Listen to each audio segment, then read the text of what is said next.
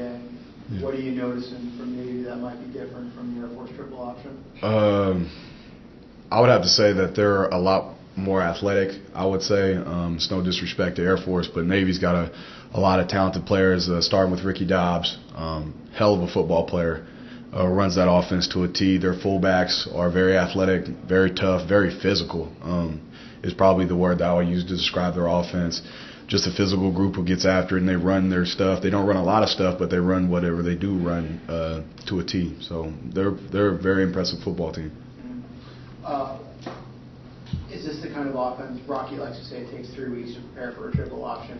Is that the feeling from you guys as well, that you need a lot of time to study these guys? No. I would say a little bit, because it is pretty different. I mean, I think us playing Air Force does help to a certain extent, even though Air Force runs a lot more different stuff than Navy does. So I think that has definitely helped us a little bit. So I don't know if it'll take as much time. But with them, definitely, I still think we still have to prepare a lot, because they just how crisp they run their offense. They really don't mess up a lot, if at all. And, that takes a lot of preparation. And, with the scout guys trying to mimic that and the tempo and everything like that, it's really hard to do. So, yeah, it takes extra time.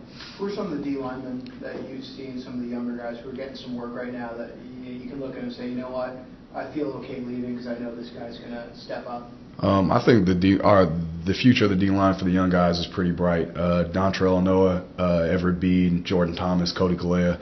Those are guys who, have potential to be really good football players.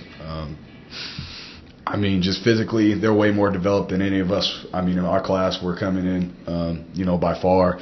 With them being able to have 2, 3, 4 years of Wellman, is going to help them out exponentially.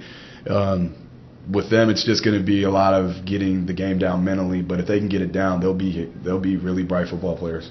Are you pretty impressed with that young group as a senior looking back? Yes, very much so. They're a talented group of guys. I mean, very, very talented, and it's really just going to be the mental part for them that's going to keep them from being good or great.